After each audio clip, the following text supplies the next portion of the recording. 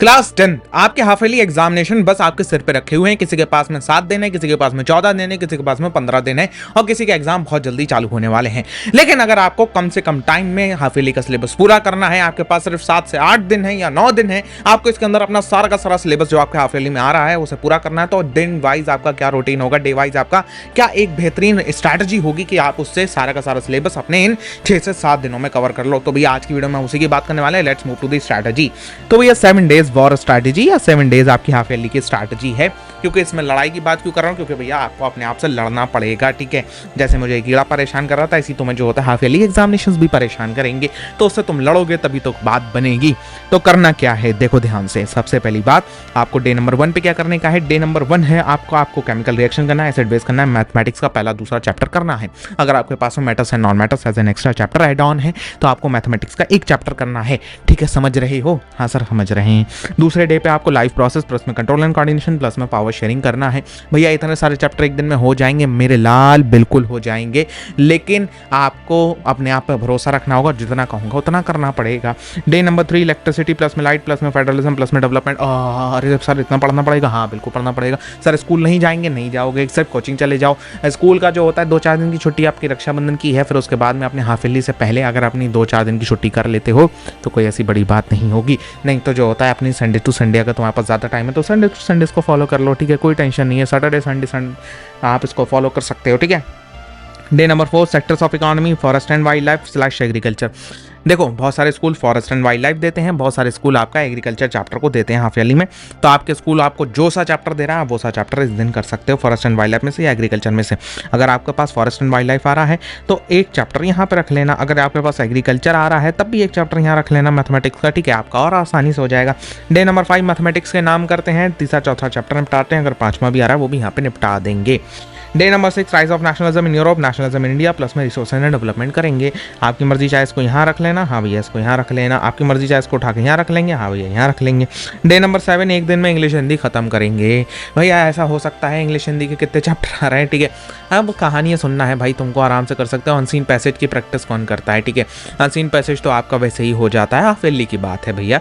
अब main exam में तो बिल्कुल करेंगे, मेरे को कोई गलत वे में ना ले। ठीक है, अब करना क्या है, क्या क्या फॉलो करना है भैया। इतने सारे चैप्टर एक दिन में कैसे होंगे देखो भाई।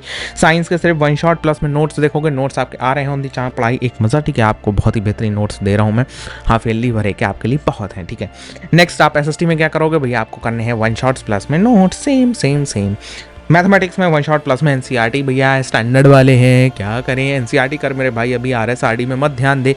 जिंदगी में तुमसे क्लास 10th में आरडी शर्मा याद करने वाली जो होता है तुमसे मैथमेटिक्स नहीं हो सकती। मतलब बोले तो मैं क्या कहना चाह रहा हूँ, मतलब मैथमेटिक्स तो भैया रटते नहीं है, तो फिर कैसे करके आप कह रहे हो कि आरडी शर्मा रटने वाली नहीं हो सकती। मतलब मेरे कहने का सेंस ये है कि आपकी आरडी शर्मा आपकी 10th के लिए नहीं है। ठीक है, जो बच्चा क्लास 10th में 1 साल रुकने आया है, जो 5 साल रुकने आया है, वो कर ले आरडी शर्मा। 3-4 साल में आराम से आपको आरडी आराम से पूरी की पूरी गो थ्रू हो जाएगी। लेकिन अगर आप सोच रहे हो आप 1 साल में आरडी शर्मा करके आप टॉपर मार सकते हो, तो भैया टॉपर बनने के लिए आप टॉपर 98% एकदम फोड़ सकते हो, मार सकते हो 98%, तो भैया नहीं मार पाओगे आप 98%। आपको करना पड़ेगी, स्टैंडर्ड वाले हो आपको एनसीईआरटी प्लस में RS अग्रवाल करना पड़ेगी। डे नंबर और उसके बाद में इंग्लिश हिंदी के लिए आपको 1 शॉट फॉलो करना है। कैसे 1 शॉट देखना है, डिटेल वाले देखना है, 5 घंटे वाले, 10 घंटे वाले, ना, आपको देखना है कंसाइज 1 शॉट्स। क्योंकि भैया 5 घंटे में भी आप वही बात पढ़ोगे, धीरे धीरे आराम से डांस वांस सुन के और जो होता है शायरी वायरी देख के। लेकिन आप जो होता है 1 से 1.5 घंटे में भी वही काम कर रहे होगे। आपको वही 1 शॉट 1 से 1.5 घंटे में भी मिल जाएगा, वही 1 शॉट आपको 5 से 10 घंटे में भी मिल जाएगा। चॉइस इज योर्स, आप जो करना चाहते हो वो करो। ठीक है, ये आपका 7 डेज का प्लान है। ये चैप्टर्स करोगे, कॉम्बिनेशन अच्छा है। मैंने अच्छी तरीके से as per the teacher, as per experience person, मैंने 5-6 साल हो गए हैं 10th को देखते हुए, तो मुझे पता है कि आपकी जब ये चैप्टर्स आपस में मिलते हैं तो आप आराम से इन चीज़ों को याद और लर्न भी रख सकते हो। तो अकॉर्डिंगली डू योर बेस्ट। आपने अपने पेरेंट्स से जो प्रॉमिस करा है उस प्रॉमिस को निभाइए और अच्छे नंबर लेके आइए हाफ ईयरली में। हाफ ईयरली देखो इतना ज़्यादा मैटर भी नहीं करते। ठीक है, मैटर इज़ दैट कि आपके अच्छे नंबर आ जाएंगे, you gain confidence and you will perform even better in that at board examinations. So that's why half yearly became very important. Half yearly and pre board specially, क्योंकि pre board में आपको वो initially आपको वो last वाला feel मिलता है, हाँ भैया बोर्ड से पहले ऐसा होने वाला है। तो pre board is even more concerning than half yearly, ठीक है। सो हर स्ट्रैटेजी अच्छी लगी, सारे के सारे चैप्टर्स हैं आपके पास में, वन शॉट्स तुम पढ़ाई मज़ा के भी देख सकते हो, बहुत ज़्यादा कंसाइज है, बहुत ही डिटेल है, मज़ा आ जाएगा तुमको, ठीक है।